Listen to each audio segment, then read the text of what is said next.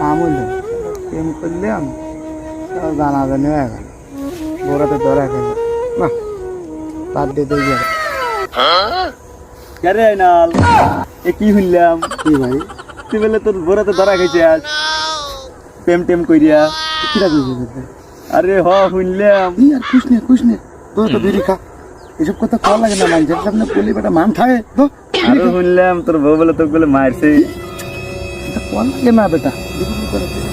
বেটা হালা বিড়ি দিল বেটা হালা ম্যাচ দিল না বেটা হালা